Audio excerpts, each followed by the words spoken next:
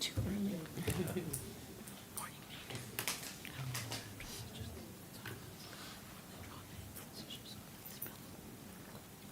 Like getting ready for a race.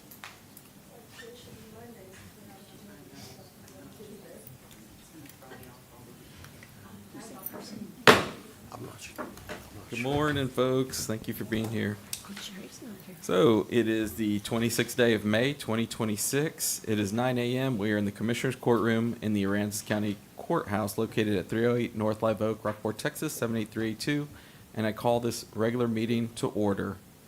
Can you please stand and join us with the invocation? Father God, as we gather here this morning after Memorial Day, I pray that we'll be mindful of the sacrifices that have been made by those who serve our country as we make these decisions, because of what they have done, we can be here. And our laws are in place because of their sacrifices. And Father, now also ask that you be with the Van Meter family during their time of loss. And also I pray that you'll be with this court as we make decisions, and you'll guide us and have us mindful that we need to be respectful of each other. I thank you for the people that are here this morning that have interest in your government, Father, and I just ask all this in Jesus' name. Amen. Please join with the pledge. Pledge allegiance to the flag of the United States of America and to the republic for which it stands, one nation, under God, indivisible, with liberty and justice for all. Honor the Texas flag. I pledge allegiance to thee, Texas, one state, under God, one and indivisible. Thank you. Roll call. Commissioner Cheney? Here. Commissioner Castelline? Here. Commissioner Russo? Here. Commissioner Dupnick? Here. Judge Garza? Here, we've got a full court. And I do want to mention, and I wasn't going to, but I'm going to reconsider. So yesterday, we lost Anthony Van Meter. He was the environmental health director. Been with the county for, I don't know how many years, a few years. But he's been in that position a couple of years, so just keep him and his family in your prayers. Do we have anybody signed up? Anybody online? Nope. All right, we'll move on to presentations and proclamations. Item number 1 is presentation regarding updates and celebrations in family and community health programs and 4-H. Ms. Megan.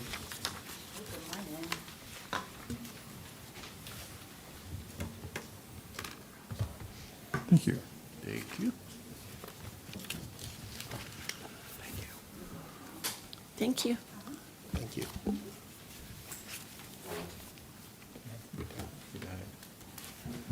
Okay. Good morning. For those of you who don't know me outside of the judge and commissioners, my name is Megan Glidden. I'm the Family and Community Health Agent for Aransas County, and I provide educational programming on family and community health within our county. And here we go. So we got some really cool things that we've been doing. I'm going to talk about this in buckets. I have program plans that I do for extension, and everything's in kind of a bucket of alignment with what I do. So one of the things in which we do is Healthy South Texas. There are 27 counties in the state of Texas that have been identified as probably the least healthiest in the state of Texas, Aransas County being one of them. And but also it connects to lack of access of care. So that it was in that combination. And so there's several counties along the Texas coast into South Texas that fell into this state funding we get from the Texas legislature. And so one of the ways in which I do this is I do Healthy South Texas schools for Rockport Fulton ISD. All schools have been recognized as a Healthy South Texas school through the programming in which I do and partner with the schools. So I partner with the SHAC, the Student Health Advisory, School Health Advisory Committee, along with the principals and the coaches and a few other people, counselors at each school. This is quite the accomplishment to coordinate all of these at each school, especially because schools are very busy with state testing and all the other requirements in which they do. But I like to call on my background as a former administrator and teacher that I've been able to successfully implement this at all schools. So we do that with several programs. All schools do Walk Across Texas for youth and adults. That's kind of the biggest portion there, and I coordinate that with the coaches. And then we do Cooking Well with Friends for the teachers and anybody that wants to join. And so that's just a fun cooking activity that we do. Kind of teaches them to meal plan and to take care of themselves with their food. Also Learn, Grow, Eat and Go, both early childhood and the regular one, which is a garden and a healthy lifestyles program. And so there's gardens at 2 of the schools, which we support. And Mindful Self, which is a mindfulness program for the upper grades that the counselors do with the students, and we provide all the curriculum and professional development that goes along with that. And the counselors absolutely love that curriculum. They do it with certain kids, and they've really benefited from that program. And then we also have the Healthy South Texas Youth Ambassador Program. I will have one youth ambassador that's one of our 4-H members this year. She's being trained at the state summit this next weekend, and she's very excited to be a part of the program. So you can see a little bit of the data there, which schools have been recognized in which years, and I've just turned in paperwork. They'll all be recognized again this next year. I just want to add, the Live Oak Learning Center has been recognized all those years because that's where you rolled out this program. Yes. And then when you brought Fulton Elementary, it was recognized, and then you added those last 2, and so that's why you've just done a tremendous job. Thank you. I appreciate that. I really do enjoy working with those principals in those schools, and they welcome me with open arms every time I'm there. So it's great to be supported in that program. My next bucket, I call it Aransas County Children. It's the work I do with the Children's Coalition of Aransas County, and it just works perfectly in what we do in providing early childhood professional development for early childhood teachers. And so one of the things which we have the Family Resource Center that's run by the executive director. And then we did open up the Coastal Bend Child Development Center in 2022. And that's been a fun thing for me. What's really fun is that little guy in the picture. That's my kiddo. He gets to go to school there. And he absolutely loves it. That's his teacher, Miss Kayla. She was gone for most portion of last week. And when he saw her this morning, he gave her the biggest hug. Aww. Those teachers love him like I love him. It is a great place to have your child go every day, so I can come and do work here for the county. We are working on addition. We've had some hiccups to the renovation into that addition, but hopefully it should be resolved in the next 2 weeks and open up our after-school program for kids, which will be a summer program until school starts. And then I do the Coastal Bend Early Childhood Conference, and this year it was called Nurturing Hearts, and it was great. We had over 175 participants at the high school, so it was bringing early childhood professionals from across South Texas. We've actually had some as far as Dallas come and see us, which is great. And so that's an opportunity for a little eco-development for the county with these early childhood educators coming in for the weekend, because some of them are spending the night. And then our session speakers and our keynote speakers spending the night as well.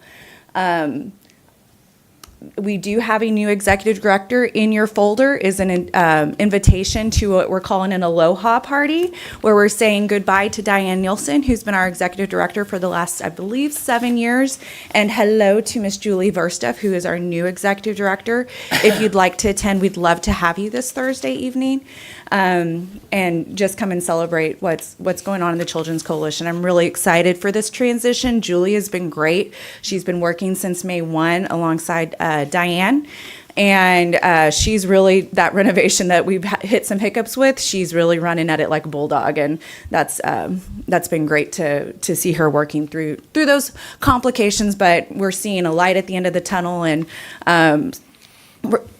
let's just say some people are being put in our path that needed to be put in our path, which is amazing. Another thing to say about the Child Development Center is I just saw the Texas Healthy Building Blocks, which I forgot to talk about. I'm a technical consultant for Texas Healthy Building Blocks, and basically it's a way to allow some extra professional development for the schools for free. and the school gets designation in certain healthy building blocks. So one of them being like oral health, so where they're working on brushing their teeth at school after lunch, and another one is, they call it farm to table, where they're eating more whole foods at school and talking about eating correctly. And so they've earned all their healthy building blocks, and so they are a Texas Healthy Building Block school as well. And they just got their NACE accreditation last week, which is nationally recognized for quality of a center, and that's pretty exciting. I didn't add that to this because it was added so late last week, but I wanted to say that that happened. We're very Megan, excited for this. explain what those initials are. I know because Diane announced it. Okay, so the National Association for the Education of Young Children. We're the only child care center this side of Corpus. I believe there might be one in Portland that has that designation, and the paperwork that had to be turned in for that was over 800 pieces of paperwork for that designation. So that was a lot of work on our teachers, our director, and our executive director to get that turned in. And I think Diane said only 3% of the centers in the United States are accredited to that Yes, group. yes, So, it is. It tremendous. is pretty. It's a big deal, and you just know that if you drop your kid off there, they're being taken care of. It is quality. It is amazing. It is such a beautiful place. If you ever get a chance to go tour it, please do, if you haven't already. So this is something I like to add. It's the economic impact of the professional development, which I do through this program. And so we have the Early Childhood Conference, and then the online AgriLife Learn courses that are mostly free to take for professional development. Teachers are required to have a certain amount of professional development if they're an early childhood educator. Well, teachers in public schools too. But so basically how this works out is how many people, did those courses or went to the conference, what their average salary is in the state of Texas for an early childhood educator. Wish that could be bigger, but that is what it is. With those impacts, you can see the total dollar impact from early childhood professional development. So this is something special I do with under the 4-H umbrella. It's the Coastal Bend 4-H Coastal Marine Youth Initiative. There are 3 programs that are supported under this umbrella. I don't do them every year. They're on off years. And so we do Sport Fishing Day, Marine Expo, and our new one is, actually, probably you haven't heard Marine Expo either because that was after my last interpretation last year. And then Grit and Tide Girls for the Texas Coast. These are all funded by the local nonprofit Flatsworthy and fully funded. They put a few $1,000s into these programs every year. And the one we just did, Grit and Tide Girls for the Texas Coast, was it was 15 girls that were selected from our district of 4-H counties, and they had an all expenses paid trip to Galveston. They got to go to the university. They got really like VIP tours of Moody Gardens and the aquarium and the rainforest pyramids there. They learned about Sea Grant and what Sea Grant has to offer. And it was just a really cool, really neat event. And we're looking forward to doing that one again. The one that's coming up this year will be in December. It's Marine Expo. This will be our second year doing it. And that is, again, offered to 20 youth, and I think we're going to offer it, across the state, but our district first before we open it up. And it's 10 young men and 10 women that can come together, and they learn all about careers on the Texas coast. And so we have basically a little career fair and college fair there for them, and we took them out on the skimmer, so Tommy Moore helped us get that together. We took them out on the skimmer to some oyster farms, and they just got to see some really cool things that, is a neat opportunity for kids in our area. The goal is to try to keep them here, go off to school and come back and work on the Texas coast. And then just general 4-H in the county. And so there's a lot of things going on in 4-H, but I'm just going to kind of, hit some of the hot topics. So we have approximately 100 club members currently enrolled in between those 2 clubs. We are actually about to charter a club at the high school. And so that's a meeting in the next 2 to 3 weeks where kids can actually be involved in 4-H at school as part of what they call their win time. So there's basically their extracurricular time. And it's basically opening up a lot more contests for those kids to compete at, that aren't just UIL Scholastic, but outside that under the 4-H umbrella. Really, focusing on our agricultural and homemaker show that we do, looking at the ag mechanics for the welding, and then, students that do photography, art, culinary for the baking thing. So that's really starting there, but probably going to expand out to other opportunities. We have 73 youth competed in the Agriculture and Homemaker Show. We won several awards across all divisions, several champions, several showmanship under livestock, homemaking, and ag mechanics. You can see on the picture here, I'll kind of identify some of these kids. These are some big wins. We have Jesse Sagert. That table that is shown there, he made and designed. It's actually now sitting in Commissioner Rousseau's house. It's Dining beautiful. room, I had guests there last night. Yes, it is beautiful. And the placemat and the runner, he actually sewed as well, and those won some major awards too. You have Sienna Goad. That is a turkey that she showed at the Houston Livestock Show and Rodeo, and she placed at the Houston Livestock Show and Rodeo. So that was a good accomplishment for her. And then we have Sophie Williams standing right there. She just competed at District Spring Spectacular in sewing. It's a new division that was done, and it's called Refashion. So she bought those jeans and that shirt at a thrift store and then reworked them. So she added the bell bottoms, the embellishments. There's a really cool embellishment on the back of that shirt. And so she did that, and that was really exciting and a big win for her. So we're really excited. And she'll be in the senior division next year, so hopefully we might have a state contest goer next year. And then we do have some state youth participants in photography this year, which is very exciting. And those are our current active projects at the bottom. And just general FCH, so FCH, for those who haven't caught on, is Family and Community Health. So this is just general stuff that I do that, count towards my job. I have a series that I do called Easily Homemade. I do this one with Karen Lissy over in Calhoun County. We're working on a rebrand. I think we're going to, go more homesteading, because that's kind of the new catchy term, and talk about homesteading and, which is still things we were doing under Easily Homemade, like canning and, making your own sausage, things like that. Path to Plate Bay Edition. That is a project I'm working on with Karen Lissy out of Calhoun and Norman Munoz from San Patricio County. And that is we basically are creating this program highlighting Texas coastal seafood and commodities. And we're working with the state office on the Path to Plate program, because that's basically, it's a big state initiative. And so this will be one of the education sectors under that. And it will likely be a pretty big launch when it does launch. And it will have, it might actually launch at the state fair at some point, which will be really, really neat. This is kind of a new thing that I'm starting, trying to get something that goes, once a month, kind of a fun activity. It's called Cookbook Book Club. And basically it's like a book club, but with a cookbook.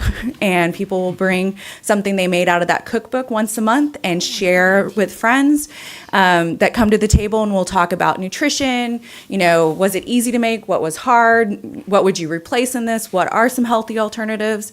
And so the program fee does include the cost of the book and, drinks and stuff for, lunch and things like that.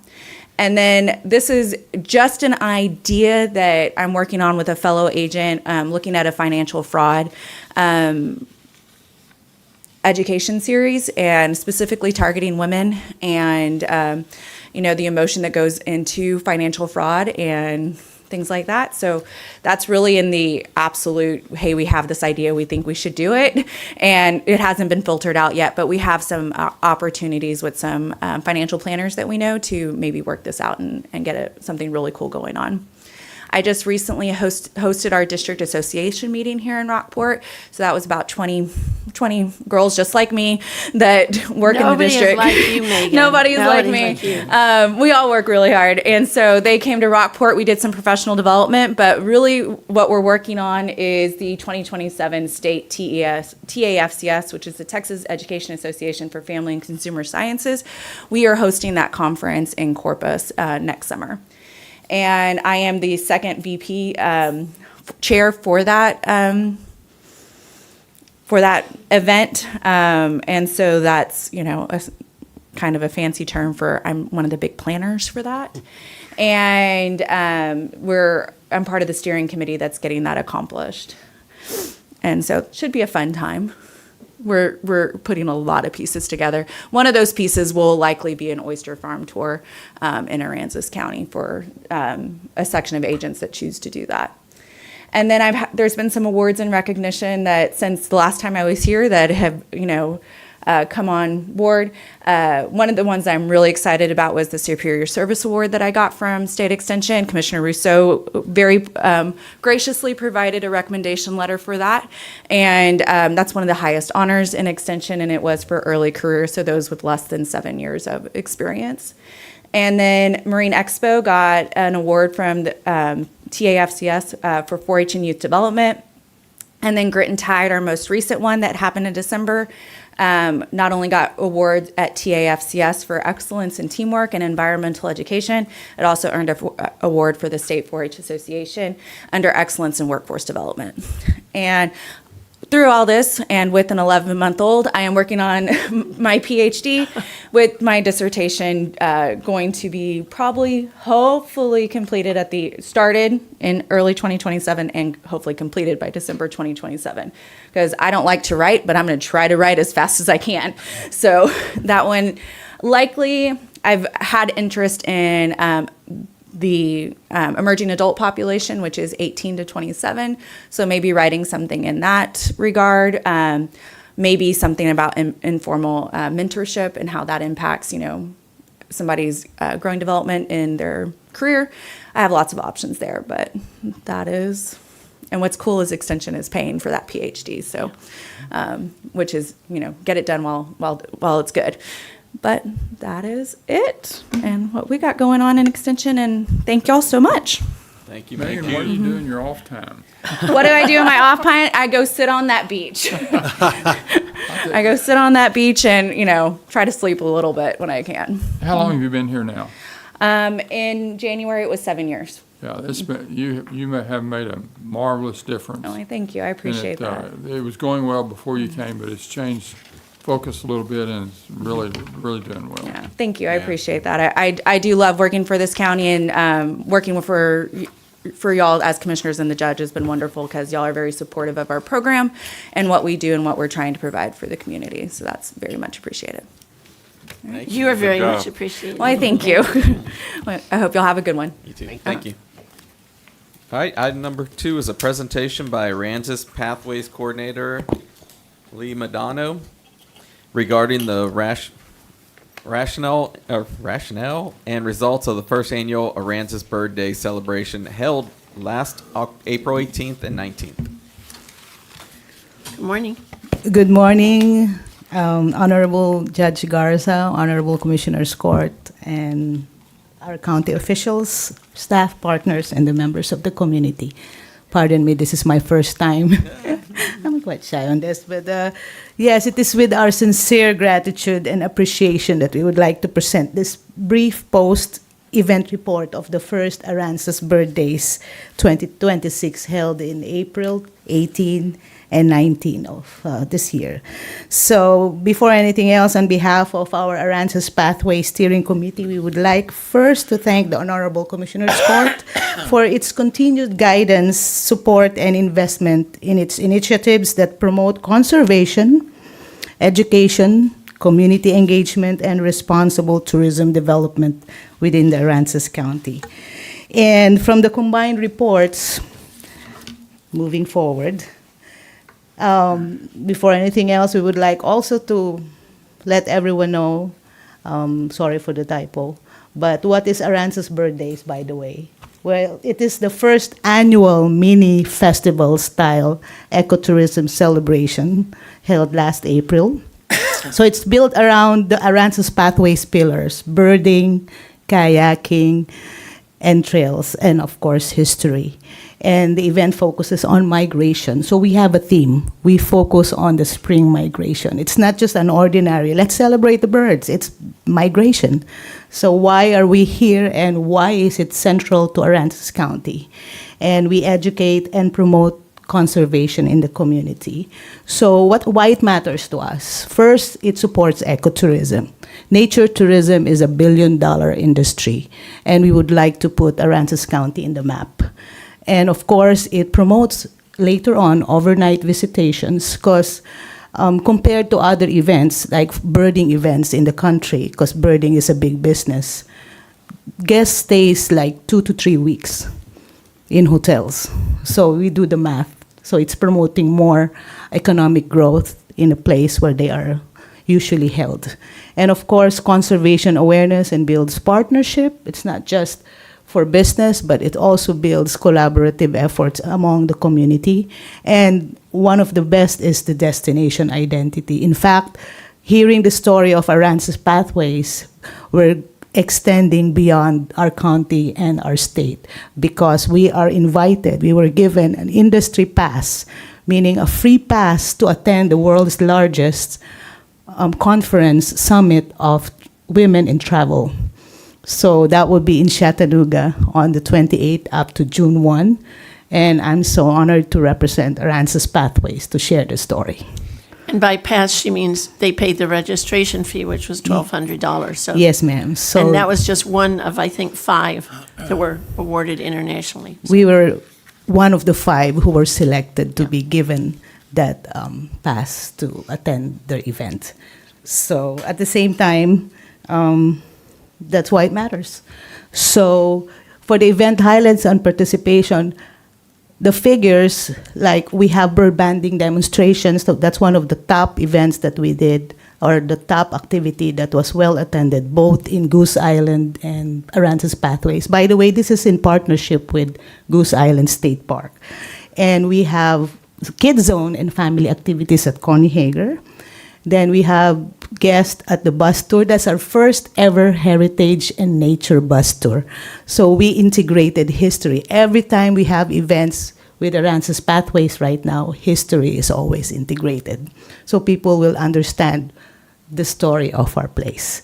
And of course, we have reception attendance during the bird talk. Our speaker was from the International Crane Foundation, and he talked about conservation. And we have tons and lots of volunteers who supported us. Without them, we can never do this event. For the figures, we have more than 200 in-person total participation.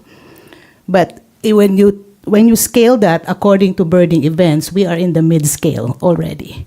As a starter or a startup mini festival comparable to other birding events in the country, we're considered a mid-scale event. So it's a good start for our activity. And as you can see, Logos tells 1,000 words. We have so many participation from different partners. Of course, number 1 will be Goose Island State Park. And another impact would be our regional visibility and strengthened ecotourism awareness. Now, we've got lots of eyeballs. People are inviting us, organizations are inviting us to share our story of our pathways.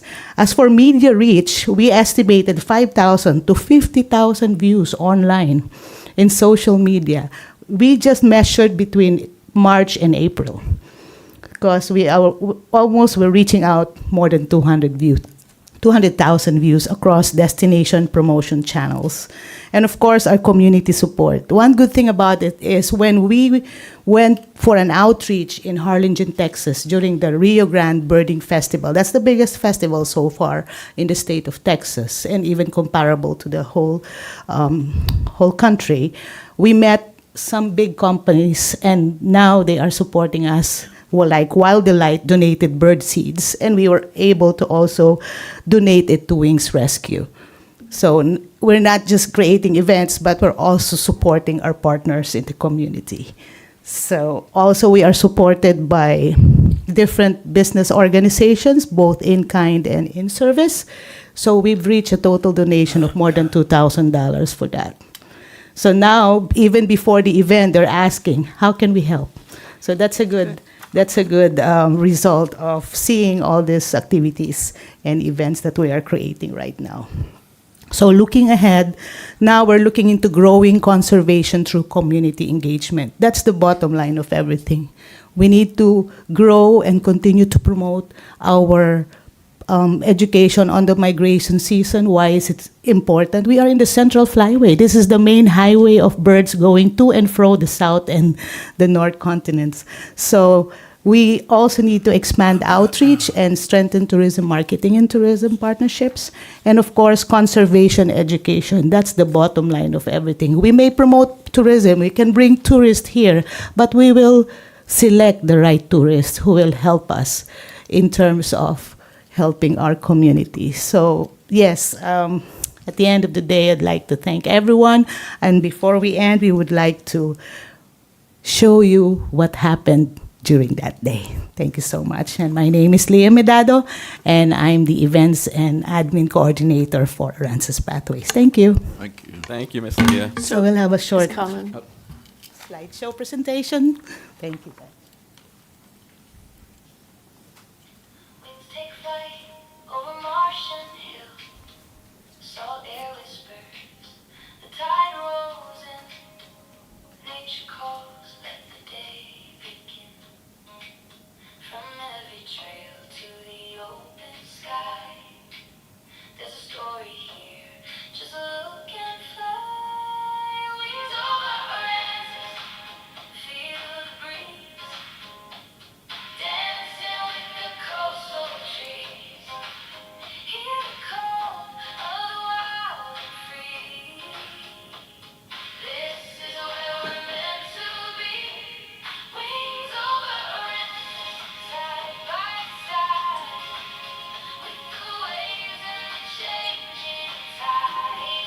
Every step is a memory. Bird in history, wild and free. Kayaks glide where the waters meet. Echoes of time in each heartbeat. Footprints trace where the stories stay. Past and present light the way. From every path to the ocean blue, there's a place here waiting for you. Wings over Aransas, feel the breeze. Dancing with the coastal trees. Hear the call of the wild and free. This is where we're meant to be. Oh, hear the wind, hear the call. From the smallest bird to the greatest of all. Together we rise, together we stand. Guardians of this coastal land. Wings over Aransas, shining bright. Guided by the morning light. From the marsh to the open sea. This is home for you and me. Wings over Aransas, hearts alive. Leave your worries far behind. Every moment wild and free.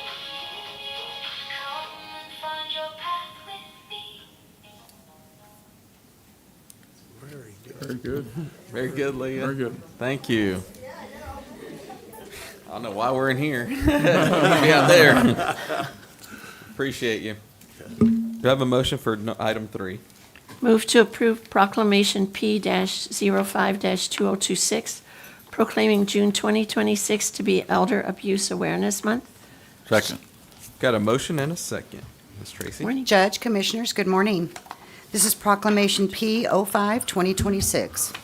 Whereas older adults and people with disabilities of diverse backgrounds contribute to the well-being of this county by working, caregiving, volunteering, and actively preserving customs, rituals, and traditions.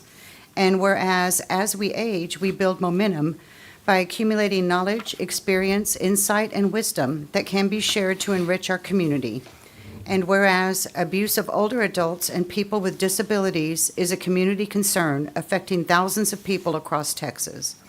And whereas there were 125,382 reports of abuse of older adults and people with disabilities in Texas in 2025. And whereas abuse against older adults and people with disabilities is grossly underreported because of social stigma, embarrassment, and fear. And whereas adult abuse affects men and women of all income and ability levels, all cultural and ethnic backgrounds in all communities. And whereas elder abuse is everyone's business, it's important to strengthen our efforts to prevent, report, and address elder abuse. Now therefore let it be known, we, the Commissioners Court of Aransas County, do hereby proclaim the month of June 2026 to be Elder Abuse Awareness Month in Aransas County, and urge all citizens to work together to help reduce abuse and neglect of people who are elderly or have disabilities. And is there Natalie? And yes, Oh, perfect. yeah.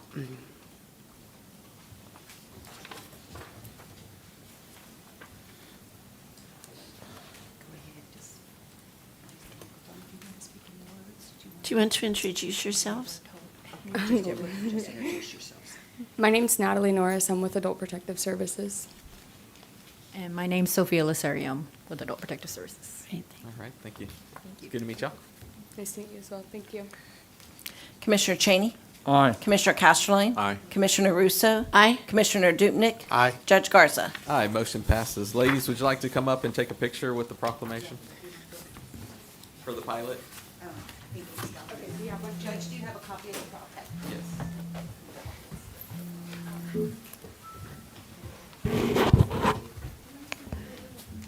Or somebody, anybody. You might take a picture.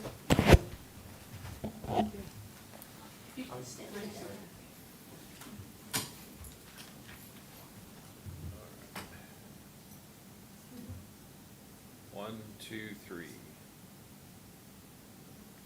There's yours, stick right there, just a second.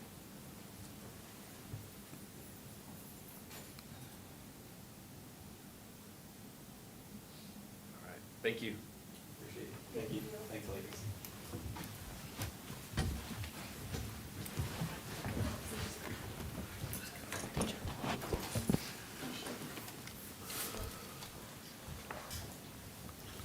All right.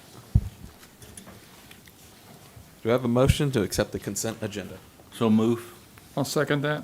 We got a motion and a second, and I want to acknowledge donations of $1,060. It was a discount on invoices from April Photography Services.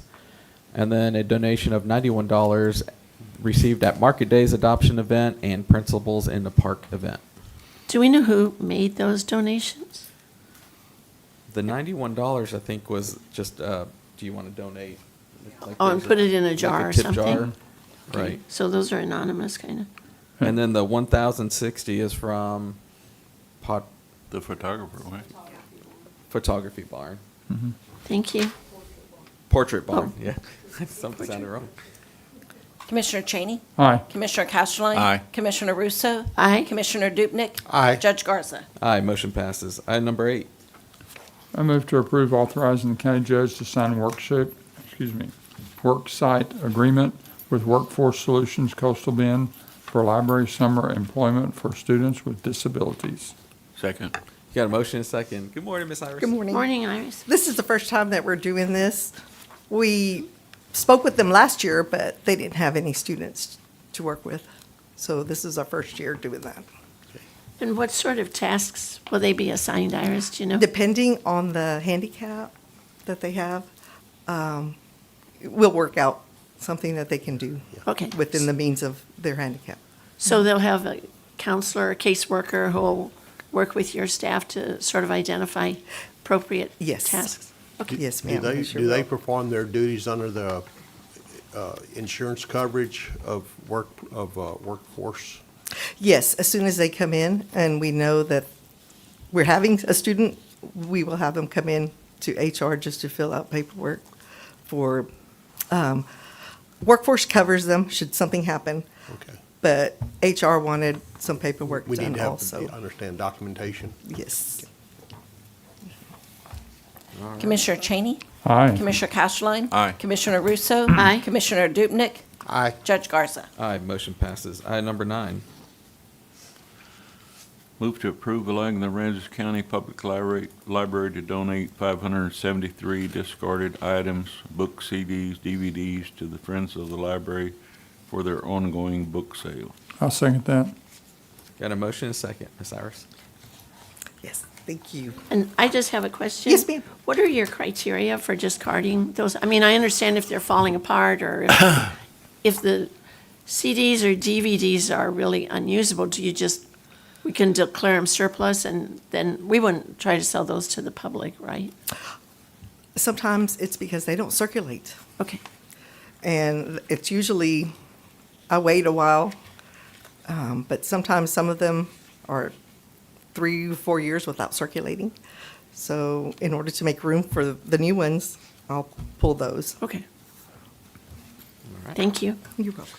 Commissioner Cheney? Aye. Commissioner Castleline? Aye. Commissioner Russo? Aye. Commissioner Dupnick? Aye. Judge Garza? Aye, motion passes. Item number 10. Move to acknowledge and accept the Rockport Cultural Arts District first quarter report for 2026. Second. Got a motion and a second. Good morning. Ms. Day? Good morning. Good morning, Jennifer Day, 902 East Cornwall. Oop, I'm going too fast. Here we go. I have to show you this great picture here. And the plantings around them. Actually, that was actually before the plants. Oh, okay, because But- it looks much I know, yeah. broader now. So, Cultural Arts District, and the reason I put this slide in is a lot of people don't realize that we were actually designated by the state of Texas and recognized as a specific footprint that is a special zone. It was a very long, tedious application to be approved, put that together. It's actually 10 years ago that was done. It's hard to believe, I know. It is hard to The first half of that 10 years was pretty much taken up with Harvey recovery and COVID, but we have accomplished quite a bit. Wrong way. Here we go.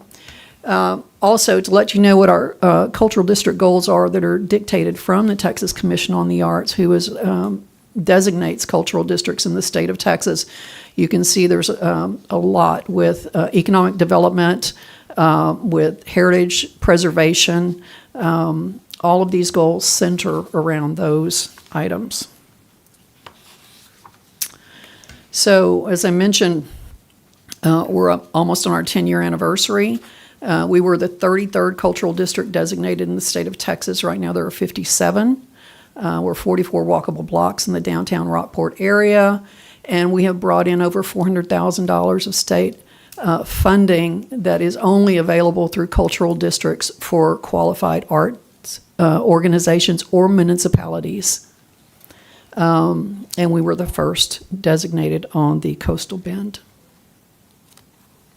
So we wrapped up the first few weeks of the first quarter of this year with the holiday lights. Hopefully everyone enjoyed that. That was quite an enhancement from previous years. And these are the statistics. Quite an undertaking, and man, was it worth it from a standpoint of not only sales tax, HOT, the collaboration and all these organizations and businesses working together. It also, one of the things that I think is important, we've really noticed the increase in traffic in downtown. yeah. And there were a lot of people that came downtown that never came downtown. Now they're coming downtown. So there's a lot of residuals from projects like this. A few visuals for you. Okay, we also champion our historic 1888 Rockport Railroad Museum. We acquired the vintage Southern Pacific Railroad caboose. This is a bay window caboose donated from the former Houston Railroad Museum. And we were able to raise enough money to get that down here, get it in place. We acquired 1870s rails from the State Texas Transportation Museum. We've had groups there. You can see here, this is Joe Fox's Armadillo Gang. It's just been a really great adventure, showcasing and taking care of being the steward for this old railroad museum. We have music on second Saturdays. People come and sit out and listen. We have some adult beverages by donation. We have just a lot of old heritage items that you're not going to find unless you're in another old railroad depot. We also, we've just finished this project, and it will be featured in the Ecosystem Summit on the bus tour. This is a rainwater harvesting project funded through Coastal Bend Bays and Estuaries. It was originally on the GLO funded project list. However, when they found out that the Railroad Museum was owned by a nonprofit, they could not support that. So Coastal Bend Bays and Estuaries stepped up and found $64,000 and funded this project. So there are a lot of different things that we do. We manage the downtown merchant meetings. We hold those periodically. Right now we're on a monthly basis. We do a lot of improvements within the district through state funding. We are planning for future landmark exhibits. We have one coming up that's quite extraordinary that we'll be able to communicate here shortly, and planning the addition of artistic offerings in the district to drive positive economic impact. Same thing there. We have some landmark items coming up that I think are game changers. Here are exhibits, summits, festivals, and events. Second Saturdays in the district. Everything from the markets, which we now have a new market downtown, which is the Rockport Central Market. We have the Art Walk. We have the train rides. We provide live music up and down Austin Street. And then there's different themed items, like you'll see Chocolate Crawl for February. We just had Blooms and Brews for Mother's Day. So we try to do some extra special enticements for people to come down on special holidays. We held the Texas Heritage Crochet and Fiber Arts exhibit. This was through the Texas Historic Commission. And obviously you can see some of our fantastic local artists here showing their fiber art. Here's our Rockport Central Market. This was the first one we did, March the 28th. It's going to be about triple that size on June the 13th. We have a lot of interest with that. We have our Ecosystem Summit coming up June the 19th, and that is, Aransas County has a tremendous amount of organizations that all work towards conservation, and this is an opportunity for those to come together. This is a central point, and each of these organizations, and not only within Aransas County, but outside of Aransas County, there's a way that we can work and amplify our efforts together versus individually. Mural Fest is coming up, and we've got walls planned, and we just need some approvals, which we'll talk about in a few minutes. And this is marketing for the district 24/7/365, and it's also telling our story in a visual format, whether it's tourism, heritage, ecosystem, community values, or youth engagement. This is a way to be out there telling our story 24/7/365. We have a Texas Culinary Arts Show coming up. The best of Texas chefs and mixologists. This is in partnership with Picnic Deli and Wine Bar. It is scheduled for October 24th and 25th at the Rock, both inside and outside in the Sculpture Garden. And then we have our Halloween in the district and Christmas in the district. Those are planned on the list for this year. This is reporting through the Texas Historical Commission. showing where visitors came from, daily trends. It'll show you by city. The most popular continues to be San Antonio, although I will tell you recently, looking at, I'm on the CVB board as well for the city. Recently, they've been coming from Dallas more than San Antonio, which was surprising to see that. And then this is Placer AI, which we'll start seeing more of. This is going to be the official for the city reports that we do. It is a smaller footprint than the one through Texas Commission on the Arts. But it will show you different peak times, and consistently 2 p.m. on Saturdays seem to be the most visited time, generally from 12 to about 3 on Saturdays, which is when most of our activities are in the downtown area. This just continues to show you increases in the trends in the visits, excuse me. And on that one, are you thinking that spike was spring break? That's what I was thinking it probably was. I think that spike is when you look at it, it's not just during one particular period of time.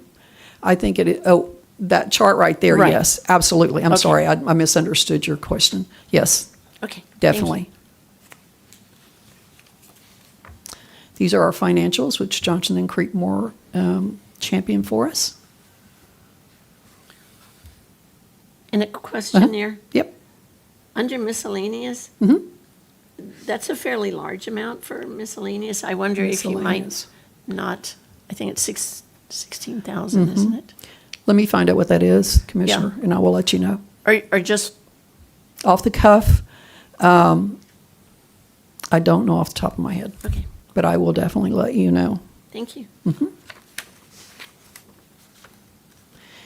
And this is some art. The Whooping Crane, International Whooping Crane, I believe it's having an event here in December of this year. We'll continue to put whooping cranes up and down Austin Street, just to continue to celebrate. As you obviously can see, the whooping crane in an artistic format is our logo. So we'll continue to recognize and honor the whooping crane. And this is a thank you from the Cultural Arts District Board of Directors. Okay. Perfect. Very good. Thank you. Thank you. So, good. okay.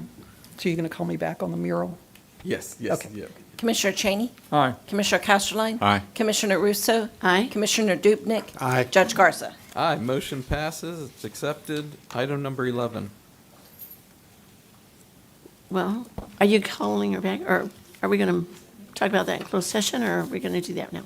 Item number 11? Yeah, okay. Move to approve the Rockport Cultural Arts District's request for placement of a mural displaying patriotic values on the east and north-facing walls surrounding the county courthouse generator at Magnolia and Mimosa Streets as part of the Mural Fest 2026. Second? We got a motion and a second. Did y'all need Oh, this? no, when she said, are you going to call me back, I thought Oh, okay. you were going to move it to some other place. Oh, no. Okay. So in line with America's 250, we would like to incorporate that into this year's Mural Fest. Floyd Mendoza is an international muralist. He was engaged last Mural Fest with the mural that's on the side of Rockport Little Theater. It's quite exquisite if you've taken a look at that. So this request is really just for approval to move ahead with using that wall at this point. The concept itself will be presented, but obviously you will need to approve that and make sure you're happy with that before we move forward. The next step would be Heritage District approval from the City of Rockport, and then we will be ready to go. Mural Fest is from August 3rd through August the 8th. It's a week-long, during-the-week event, and we will have 3 other muralists besides Floyd Mendoza who will do that mural if you approve it. Will that mural be spanning basically both walls? Because it mentions having 2 of the walls, I think, with the north and east walls. Yes, yes. So actually on that corner Apex and move out this way, and the thought would be as people drive down Highway 35, it's visible there. I mean, that's a benefit to have it there. But yes, that was the plan. If you don't like the concept, once you see it visually, because you need to see what's going to go there, then we can certainly do some adjustments. There is something called artist license that artists have, right? That you don't want to tell them everything to do, but you do need to give them some approval for a concept. And I just want to make sure it's something that all of you approve. Also, the maintenance, because I know that's always a question, it will have a UV coating on it. UV coatings typically last 10 years.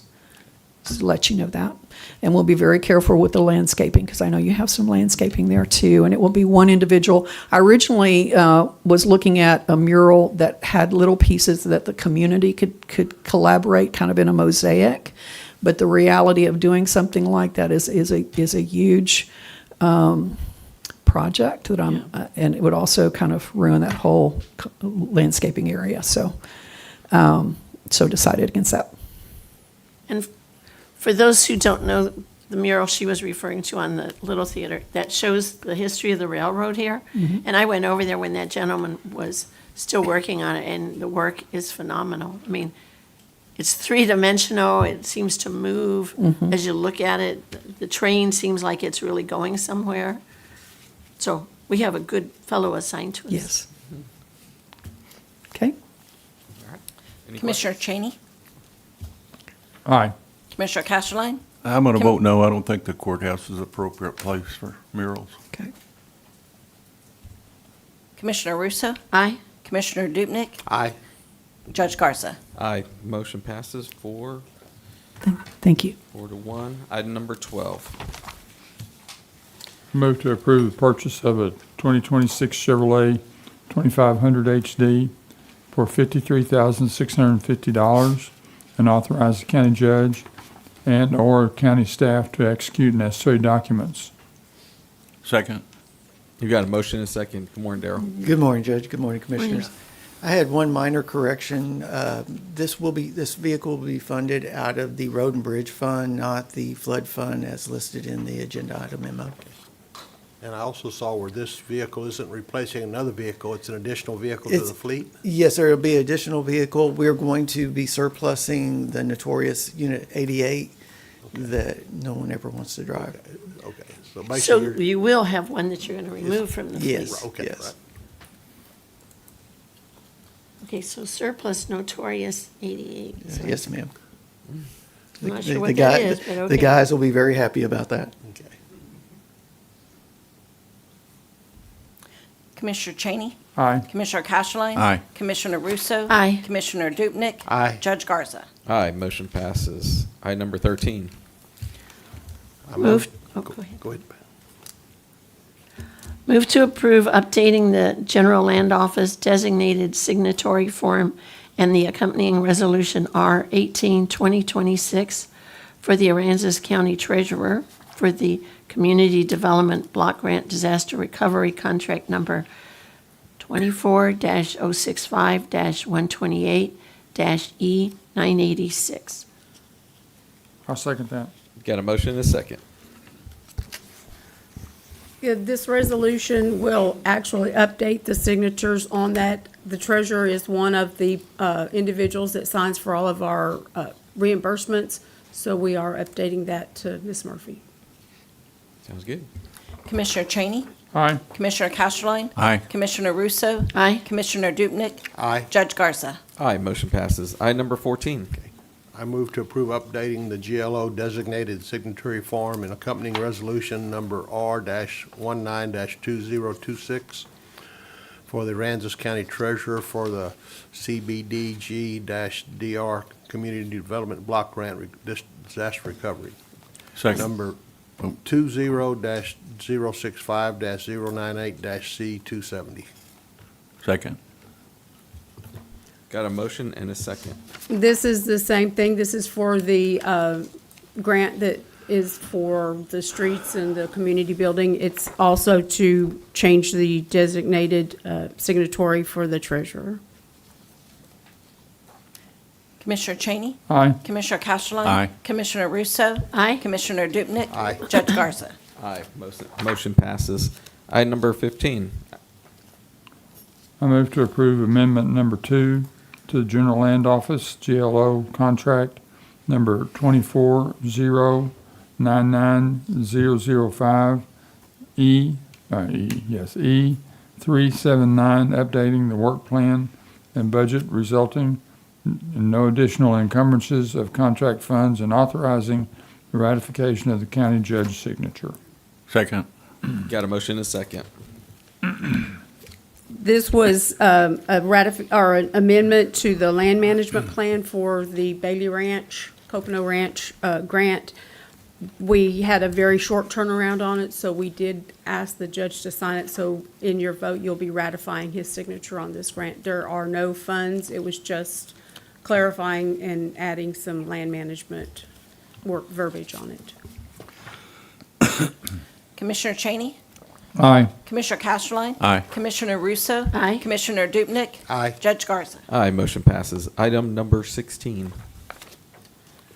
I move to approve and authorize county judge to execute amendment number 6 to the professional engineering services agreement between Aransas County and G&W Engineers Incorporated for FEMA hazard mitigation grant standby generator projects, extending the contract term through August 14, 2026 for the transfer station generator project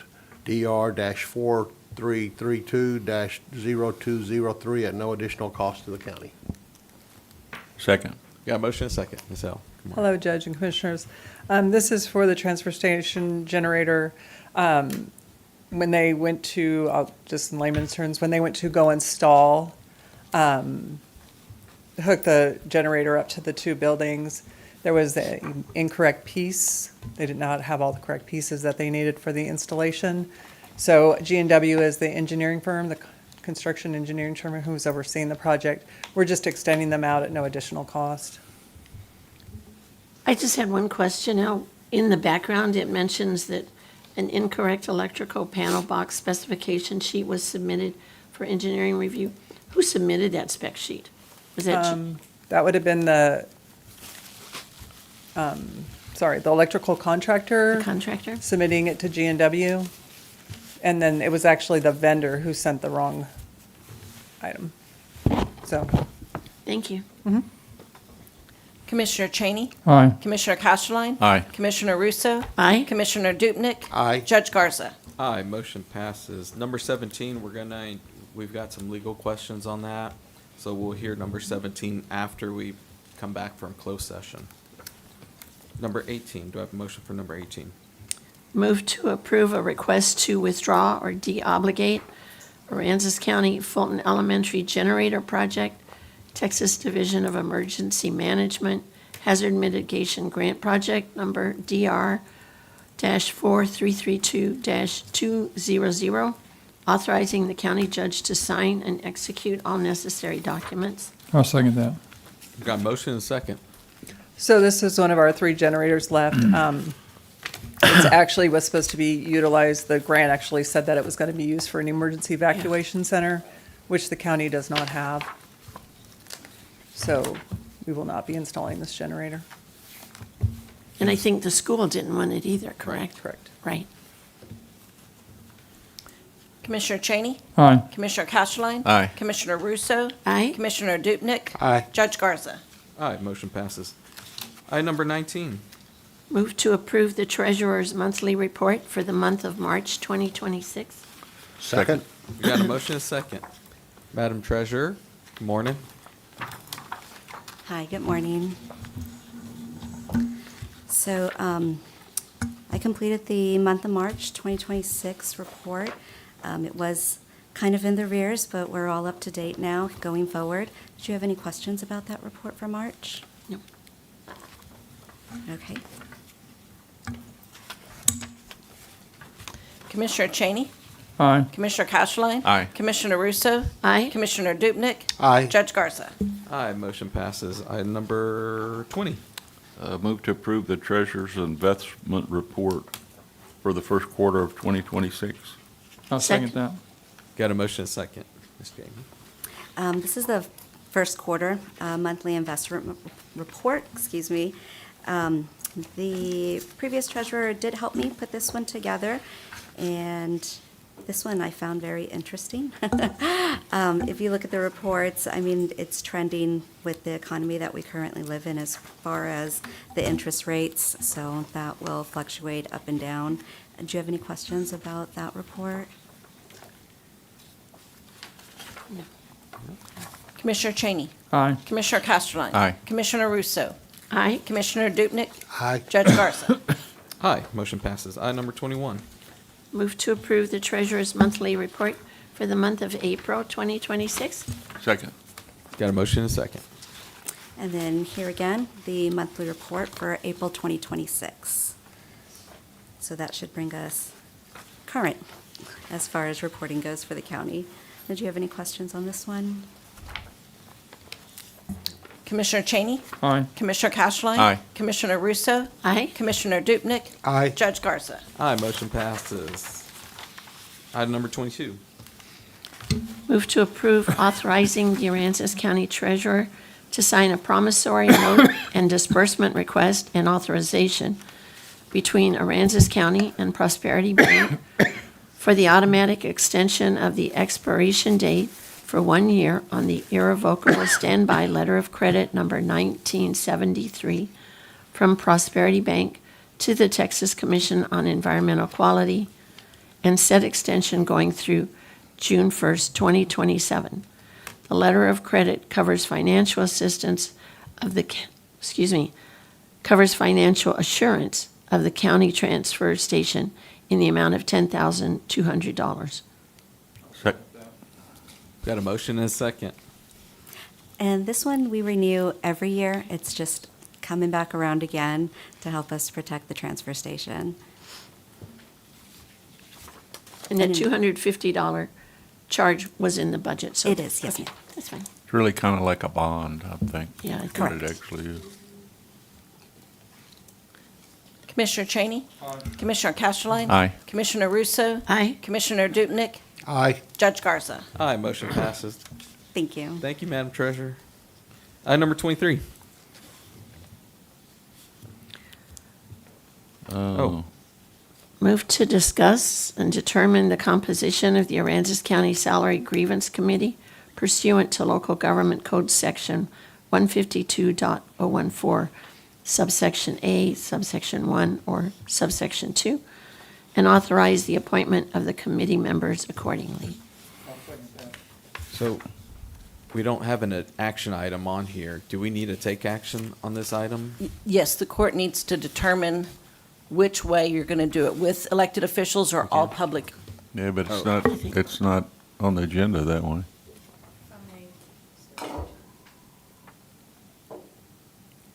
Language that I recommended just based on the statute.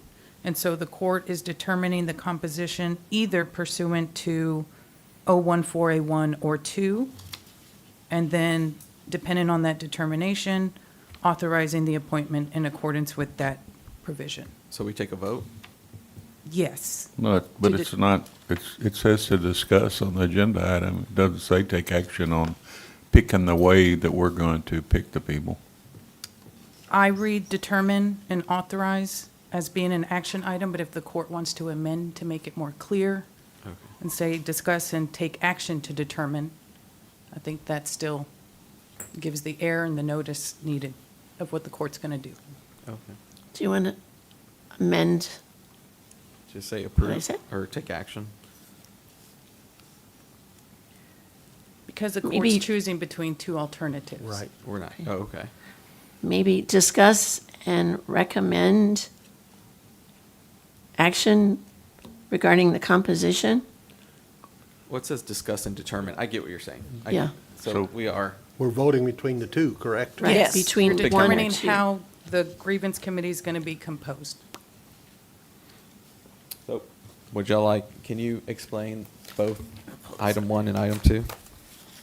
This is straight off of the section, of Local Government Code, Section 152.014, Salary Grievance Committee. In each county, there is a salary grievance committee composed of the county judge and, this is option 1, the sheriff, county tax assessor, county treasurer, county clerk, district clerk, county attorney, or criminal district attorney, and the number of public members necessary to provide 9 voting members. That's the first option. Second option is 9 public members. If the Commissioner Court votes to have 9 public members, then no elected officials will have any voting rights, because Judge Garza will be the presiding officer and is not a voting member. So it's either have 9 public voting members or elected officials and 4 public members, 1 being an alternate. And you gave us that sheet that was on our, I don't know. Box. Oh, okay, it was in our box this morning. I didn't get that. And I think in the past, we've opted for option 1. Yes, that's correct. Because I know even when I was in HR, Yes. the court, not me, would use option 1. That's just been our standard. That is correct. Okay, thank you, Misty. But by law, y'all have to determine each Which year. way? Yep. Okay. So there'll be 9 voting members? There'll be 9 voting members. Okay, what are the rules, I know a certain number votes for it, take it to they deny it. Another certain is, they bring it to the court for discussion, but if they do all 9 or 8 of the 9, then it's automatically done. It's determined by the most votes. Can you explain that a little bit? It just has to be the highest number of votes is the determining factor, even if it's only by 1 vote, Oh, okay, so the majority. okay. Well, that's what I thought it should be. We changed the policy Okay, recently. okay. I'd like us to consider doing 9 public members, strictly for the fact that it's, I won't say public can come in as a more objective. They're not, I won't say swayed, but they really don't have a relationship with, or perceived relationship with any of the grievance parties.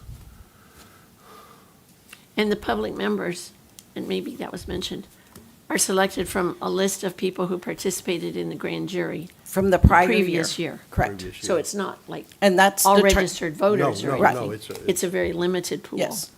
And that is required by law to use that list. Right. How big is that list normally? We've got about 70 on this list. My vital statistics clerk let me know this morning that 3 of the people on this list are deceased. She knows all of those.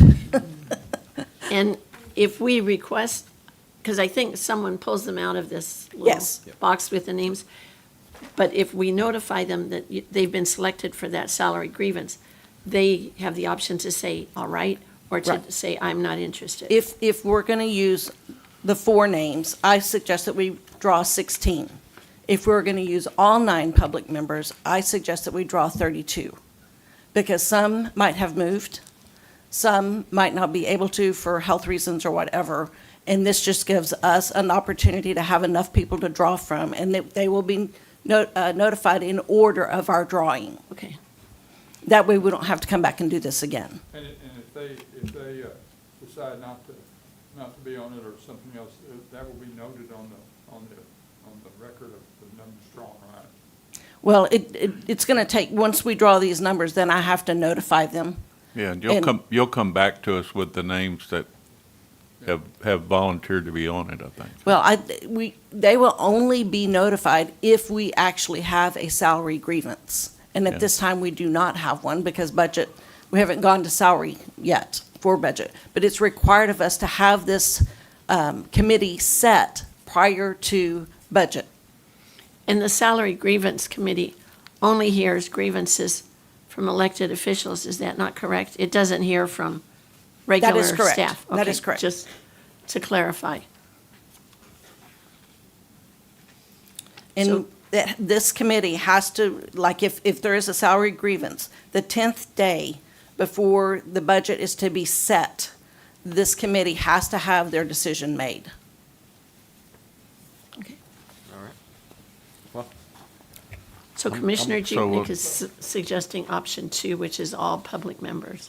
I'll be honest, my perception of this, or my take on this, if you run as an elected official, number one, your first purpose is to be serving the public, not to be drawing a salary. So if you know what the salary is, I don't think it's fair to run for that office and then say, hey, I want more money. I don't think that's a good position to take. I agree with that. I think that I think that the best way to do this is to let the public, who's gonna be paying the most of the taxes, All right. let them make the decision. I'm good with To the option. court. I'm good with option 2. Me too. Okay, well, Bob, if you want to put that into a motion, Well, I Can guess, you hit your microphone button, Commissioner Cheney? Colin can't. So, do we make a motion to pick that? I don't read the agenda items that way myself. You can read it, it depends on which one you're choosing. It's motion to determine the composition pursuant to, and then you could read. You know, I guess you could include it in 24, that you're going to go by that method. Well, first you choose the composition, whether it's gonna be the elected officials or the 9 members. Elected officials will be A1, 9 members will be 2. And then, once that's selected, then we can move on to 24 to decide how to choose those public members. Then why don't I change the motion to discuss and determine composition pursuant to, and just say local government code section 152.014, A subsection 2, 9 public members, and authorize the appointment of the committee members accordingly. Because when I did it, I said both options, so I can just say, we'll select that one option. That's the court's vote. That will work. and that would set up the 9 members to be drawn. Correct. Yeah, I'll second that motion if it is ready for second. So we are voting for option number 2. Option 2. Correct. Commissioner Cheney, Aye. Commissioner Cashline, Aye. Commissioner Russo. Aye. Commissioner Dupnick. Aye. Judge Garza. Aye. We're choosing option 2. Now, item number 24 is to actually draw. This Yeah. is drawing the names, and we're gonna need 32 names. So you're going to draw them, Well, and then we can record them and accept them at that time. Okay, are we going to draw the names first and then do the action on the item? Or are we going to call for the action on the item? The and then motion draw is the to names? draw the names. Okay. Well, I move to approve the drawing of names from the general public to serve as the Aransas County Sales Grievance Committee in accordance with Local Government Code Section 152.015. I'll second that. You got a motion in a second?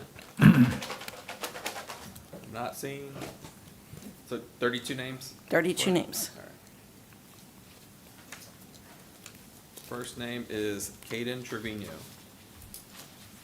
Caden? Caden.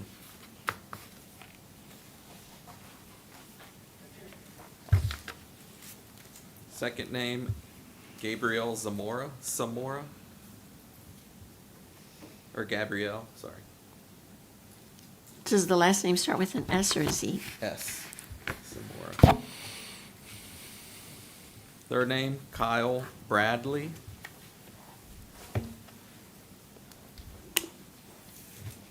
Fourth name, Casey Stevenson.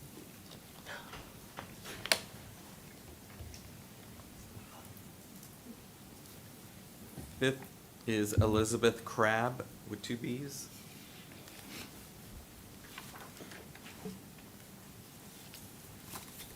Six is Flossie Irving.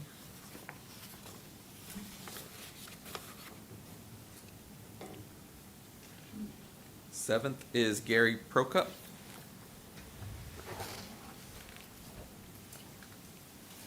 Eighth is Lauren Fielding. She is one that has passed away this year. Sorry. Oh, okay, so passed, okay.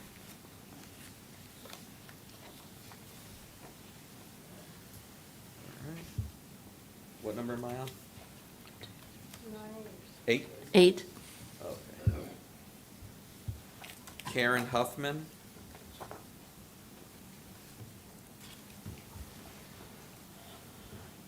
Ninth is Nicholas Hernandez.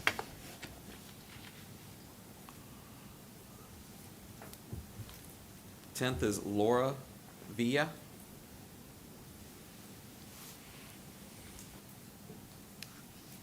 11th is Deborah Hayes.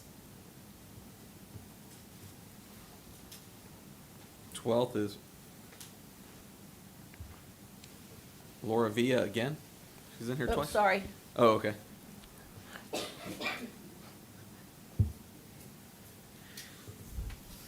Twelfth is Angela Stewart.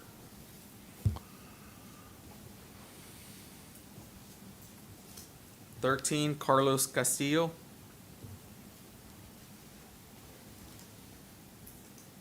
14, Donald Wason. Wason. 15, Diane Burrows.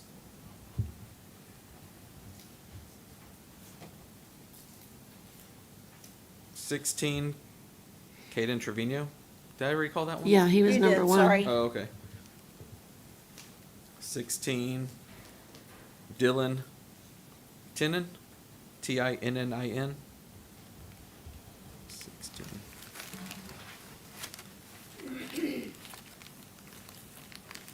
Seventeen, Thomas Minehouse, Meinhausse. Was that number 17? Okay. 18 is Tana Taylor.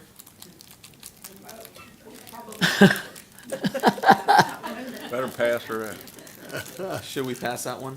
No. Okay. She was on the jury. Congratulations, Dan. There you go. 19, Joseph Lara. 20, Jill Godsey. 21, Austin Perez.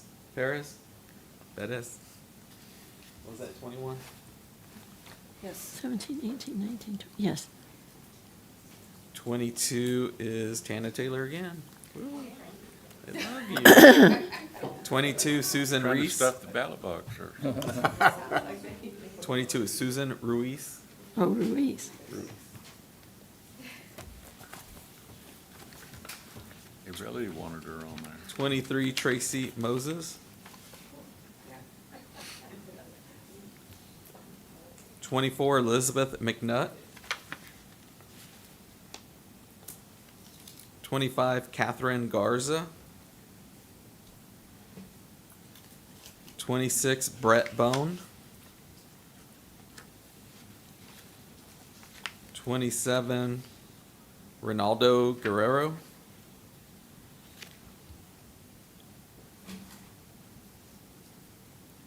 28, Cassidy Sanchez.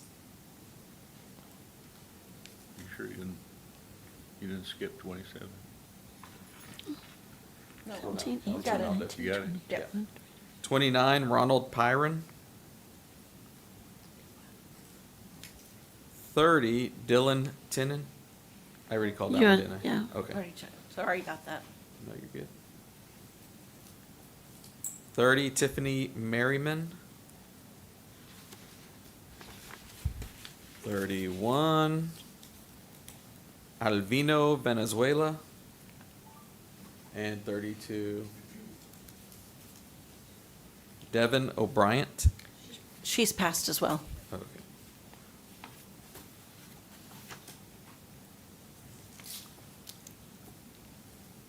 "32, Elena Trumbull."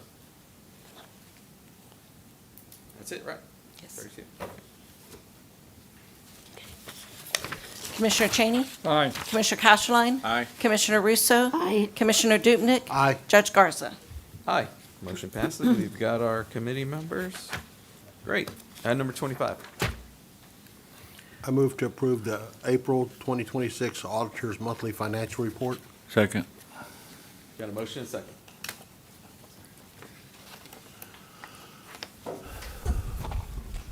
Y'all have the monthly financial report. If you have any questions, I'd be happy to answer them. I would like to point out that sales tax is really looking Yeah. good. We're almost 10% over what anticipated for this time of year. And that doesn't include the hotel tax, that's just sales tax. That is Yeah. just sales tax. Okay. Yeah, that was really good. And just on fire protection, we are almost at the end of that budget. And probably should have looked in the budget book, but are those the allocations that we give to the fire departments? Yes, ma'am, and one of them, we give the full amount at the beginning of the year, Okay. and then the others we do quarterly. Okay. Thank you. And the alcohol breath testing, I know we do that in conjunction with San Pat. And that's just a one-time payment that we Okay, do. great. Thank you. Commissioner Cheney? Aye. Commissioner Casterline? Aye. Commissioner Russo? Aye. Commissioner Dupnick? Aye. Judge Garza? Aye, motion passes. Item number 26. Move to approve accounts payable and payroll liabilities. I'll second that. Got a motion and a second. All of the payroll liabilities, the accounts payable are normal. I would like to just point out, we have just a small amount. Hanson, we paid under the MIT-MOD for streets of $30,898.80. And under the animal control grant from the community shop, we spent $1,771.64. Those were basically all of the grant expenses that we have. Commissioner Cheney? Aye. Commissioner Casterline? Aye. Commissioner Russo? Aye. Commissioner Dupnick? Aye. Judge Garza? Aye, motion passes. At this time, we hear from reports from commissioners, elected officials, and department heads. No action will be taken. You got anything? All right. We'll move on to reports about items of community interest. No action will be taken. Anybody got anything of community interest? All right. At this time, do I have a motion to go into closed session? Actually, Move to adjourn into closed session to discuss matters listed on the agenda. In the event the Commissioners Court elects to go into executive session regarding an agenda item, the section or sections of Open Meetings Act authorizing executive session will be publicly announced in accordance with authority of Texas Government Code Sections 551.071, 551.072, 551.073, 551.074, 551.075, 551.076, 551.086, 551.087, 551.089. And the Commissioners Court will hold an executive session to consult with attorney, including outside legal counsel on matters related to litigation, and deliberate regarding real property, contract negotiations, prospective gifts, personnel matters, county advisory bodies, security devices, competitive utility matters, economic development negotiations, and/or security audits or network vulnerability assessments. Upon completion, Commissioners Court may, in an open session, take such action as appropriate on items discussed, to include 27, consult with counsel pursuant to Texas Government Code 551.071 regarding contemplated and pending litigation related to construction contracts for the Downtown Anchor Project, including evaluation of the county's legal rights, remedies, and obligations. And 28, consult with legal counsel pursuant to Section 551.071 regarding legal issues and attorney-client matters related to the county's participation in TERS Number 1 and the proposed interlocal agreement. Second. Wait, sorry. I'm sorry. And also to discuss agenda item 17, which was to discuss, approve, or disapprove a professional services agreement between Aransas County and Garver LLC for engineering and design services related to the backup improvements in environmental health building for the ARPA generator project in the total amount of $57,000, and authorize the county judge to execute the agreement, hiring notice and notice to proceed, which is with Section 551.071. I'll second that. Commissioner Cheney? Aye. Commissioner Casterline? Aye. Commissioner Russo? Aye. Commissioner Dupnick? Aye. Judge Garza? Aye, motion passes. Give us about 10 minutes and we'll go into closed session. Good job.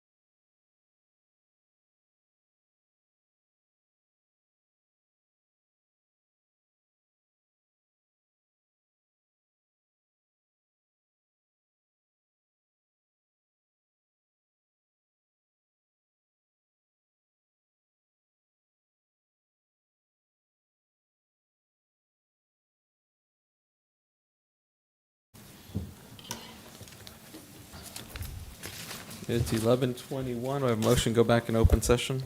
So moved. Second. Commissioner Cheney? Aye. Commissioner Castleline? Aye. Commissioner Russo? Aye. Commissioner Dupnick? Aye. Judge Garza? Aye, we're back in open session. Item number 30. Actually, go back to item number 17. Move to table item number 17 and approve legal counsel to consult with Garver on requested changes to the contract. Second. Got a motion and a second. Commissioner Cheney? Aye. Commissioner Castleline? Aye. Commissioner Russo? Aye. Commissioner Dupnick? Aye. Judge Garza? Aye, motion passes. We have a motion to adjourn. Move to adjourn. Second? Commissioner Cheney? Aye. Commissioner Castleline? Aye. Commissioner Russo? Aye. Commissioner Dupnick? Aye. Judge Garza? Aye, thank you. 11:22.